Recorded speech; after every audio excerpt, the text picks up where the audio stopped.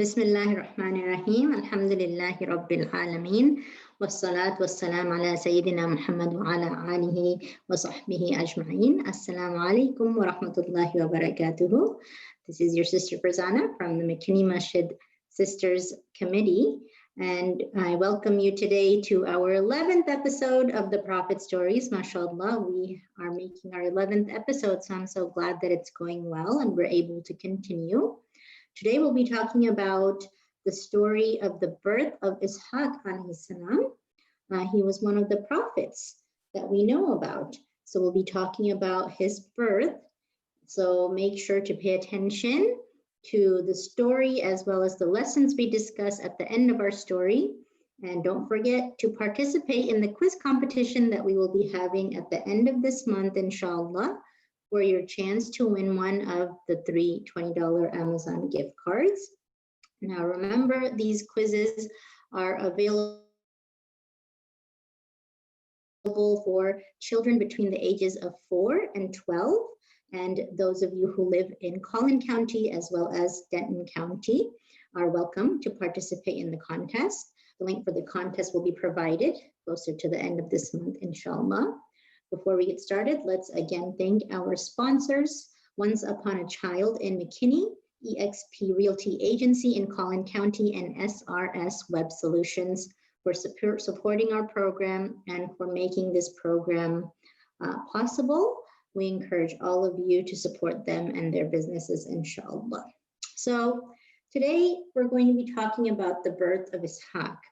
Now, remember, we've been talking about Prophet Ibrahim for quite some time now, and we've been learning a lot from all of his life stories.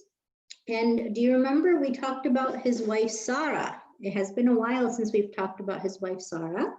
We've talked about his other wife, Hajar, who had their son, Ismail alayhi salam, right?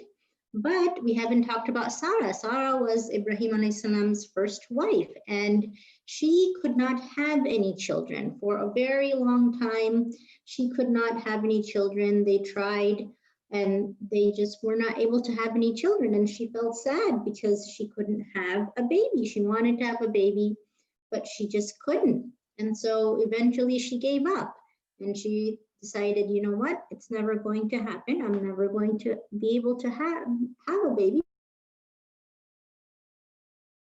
But that's okay. It's Allah's plan.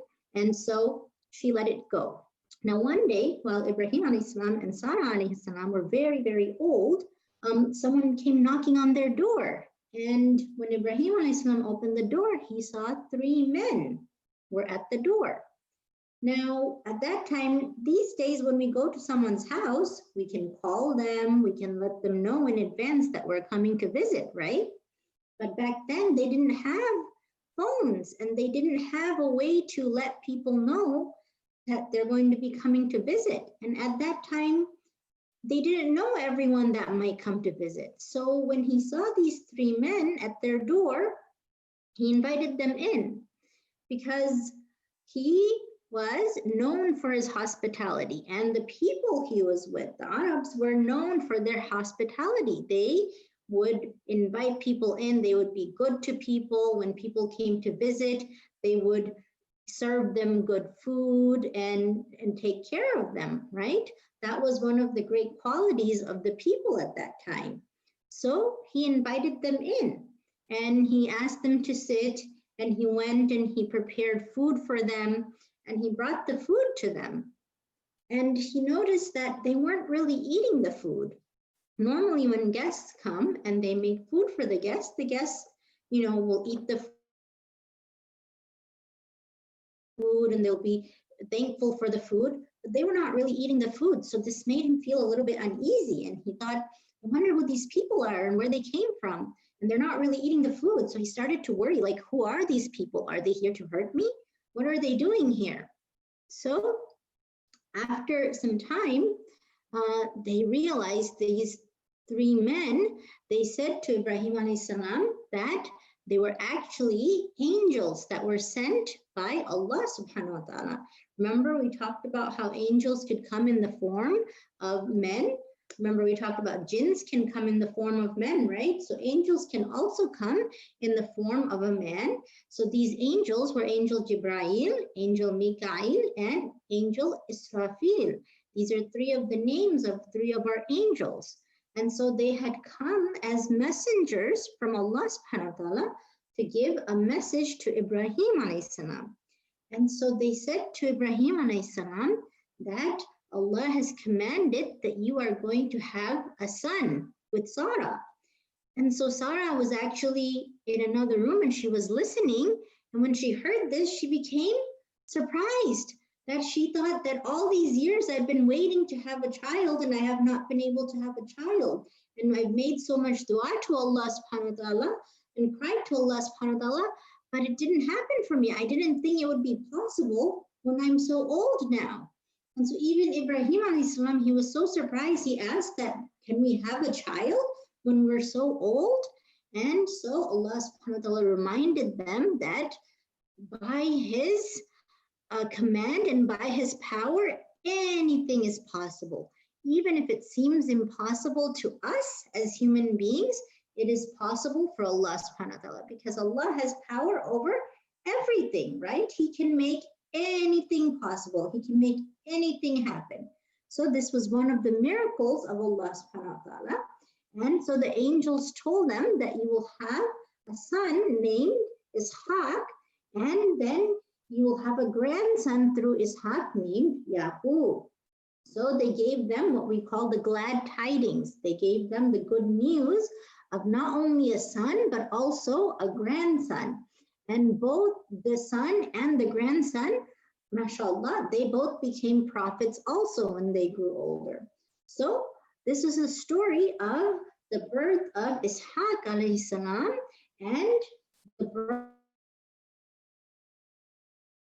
of Yaqub alayhi salam. This was the angels coming to give the glad tidings and the good news to Ibrahim alayhi salam and Sarah alayhi salam about the birth of their son and their grandson.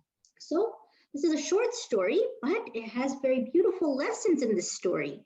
The first lesson that we can learn is to always have patience in the plan of Allah subhanahu wa ta'ala. Sometimes we make so much dua to Allah subhanahu wa ta'ala for something, and maybe we're not getting it yet, but we should never lose hope in the plan of Allah subhanahu wa ta'ala, because Allah knows what's best for us, and He knows when is the best time to give us the thing that we might be making dua for, right? So we should never give up in the plan of Allah subhanahu wa ta'ala, and we should always have patience with the plan of Allah subhanahu wa ta'ala. And the other lesson that we can be reminded of is that anything is possible for Allah subhanahu wa ta'ala. So we should never think that anything is impossible for Allah subhanahu wa ta'ala. Whenever we make dua, we should believe with our whole heart that even if it seems impossible to us, Allah subhanahu wa ta'ala can make it possible at any time whenever He wants to. So we should never stop ourselves from making dua to Allah subhanahu wa ta'ala just because we think that it is impossible. We should always believe in the possibility and the power of Allah subhanahu wa ta'ala. And the last lesson we can learn from this story is to always behave well with our guests. We should always be hospitable, and we should always take care of our guests. Whenever we have guests over, even if sometimes it seems inconvenient for us, if we take care of them, then insha'Allah, Allah will reward us for it. So that is the end of today's story. It's a short story, but I think, mashallah, it still has some very beautiful lessons we can learn from them. So I hope that these stories, and especially this story and these lessons, were beneficial to you all. And I hope that we can apply them in our lives, and inshallah that we will participate in our quiz competition coming up in just a few weeks. Take care, inshallah, and make sure to join us next week, next Sunday at 4 p.m. Jazakumullah khair. Wa alaikum assalam wa rahmatullahi wa barakatuh.